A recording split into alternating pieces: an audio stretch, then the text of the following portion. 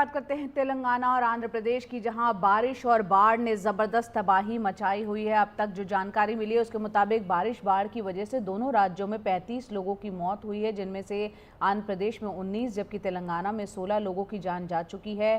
आंध्र प्रदेश में बाढ़ से करीब 4.5 लाख लोग इस वक्त प्रभावित हैं। 31,238 लोगों को 166 राहत शिविरों में पहुंचाया गया है। राहत और बचाव के काम में लगातार एनडीआरएफ की 19 और एसडीआरएफ की 21 टीमें जुटी हुई हैं और बारिश जो लगातार हो रही है उसकी वजह से साउथ सेंट्रल रेलवे ने 460 ट्रेनों को रद्द किया है। वहीं दूसरी तरफ तेलंगाना में बाढ़ से 5,438 करोड़ का नुकसान हो चुका है। 11 जिलों के लिए भारी बारिश की चेतावनी जारी की गई है। करीब 500 किलोमीटर ग्रामीण सड़कों और इसके अलावा 2,417 बिजली के खंभों को नुकसान तेलंगाना में पहुंचा है। तेलंगाना और आंध्र प्रदेश में 35 लोगों की मौत हो गई है बारिश और बाढ़ की वजह से। बताया जा रहा है कि 16 लोगों की मौत तेलंगाना में बताई जा रही है और आंध्र प्रदेश में 19।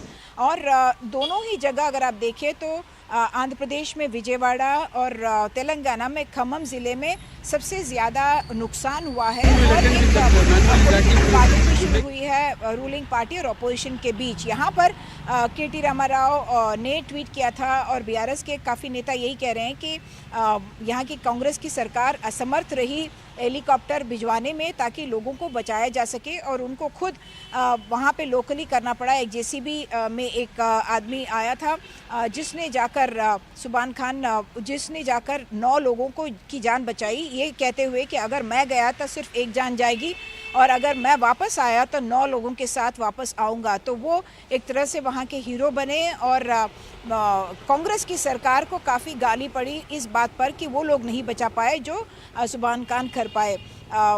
कांग्रेस के मंत्रियों ने कहा कि हमने हेलीकॉप्टर की मांग की थी और चॉपर उड़ नहीं पाए क्योंकि ऐसा मौसम था जिसमें चॉपर का उड़ना असंभव था और इसीलिए वो लोग चॉपर नहीं भिजवा पाए थे। मंत्री श्रीनिवास रेड्डी रो भी पड़े थे प्रेस कॉन्फ्रेंस में ये कहते हुए कि वो एक याकूब नाम के आदमी के साथ बात कर रहे थे, उनकी बीवी और बच्चा उनके साथ था। वो ड्रोन के सहारे लाइफ जैकेट तो उन तक पहुंचा पाए लेकिन याकूब और उनकी बीवी को बचा नहीं पाए। सिर्फ उनका बेटा शरीफ वहां से निकलकर बाहर आने में कामयाब रहा।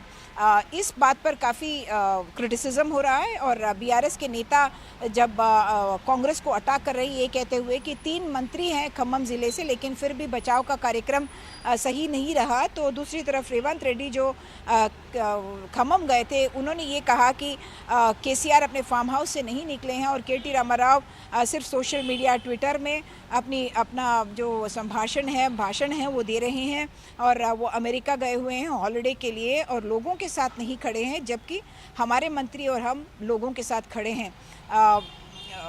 आज मुख्यमंत्री खम्मम के बाद महबूबाबाद जाएंगे जहां पे रेल की पटरी पूरी तरह से डैमेज हो गई थी और 500 के करीब ट्रेनों की कैंसलेशन की खबर है और दूसरी तरफ रोड के भी कुछ हिस्सों में उड़ गया था पूरा का पूरा रोड और उसी इलाके में आज मुख्यमंत्री दौरा करेंगे। उस तरफ आंध्र प्रदेश अगर देखें तो वहाँ पर भी पॉलिटिक्स एक तरह से शुरू हो गया है। चंद्रबाबू नायडू मुख्यमंत्री ने कहा कि 4.5 लाख लोग अफेक्ट हुए हैं इस बाढ़ की वजह से और उनका कहना है कि आज भी जारी रहेगा चॉपर और बोट्स द्वारा लोगों का रेस्क्यू और उन तक पानी पहुंचाने का, खाना पहुंचाने का काम।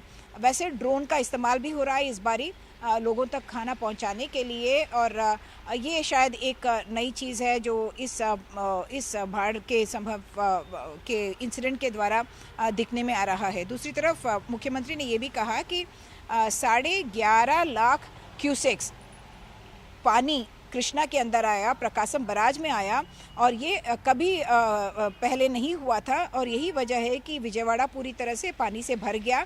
और उन्होंने ये भी कहा कि जो नदी विजयवाड़ा से होके गुजरती है उसमें भी पानी कुलेरू तक जाना चाहिए लेकिन कुछ टूट जाने की वजह से, जो ब्रीचेस होने की वजह से पानी विजयवाड़ा में आ गया और उन्होंने इसके लिए वाईएसआरसीपी के सरकार के वक्त का काम ना होने को बताया। और दूसरी तरफ जब जगन मोहन रेड्डी उन इलाकों में आए तो उन्होंने कहा कि मैन मेड डिज़ास्टर है, यानी कि नेचुरल डिज़ास्टर को और वर्स्ट करते हुए यहाँ का जो एडमिनिस्ट्रेशन है, प्रशासन है या लीडरशिप है, वो काम नहीं कर पाए और इसीलिए विजयवाड़ा में इतनी बाढ़ आ गई है। दूसरी तरफ प्रकाशम बराज में भी वैसे कुछ बोट लगे थे गेट नंबर 69 में और उनके रिपेयर का वर्क भी अभी जारी है।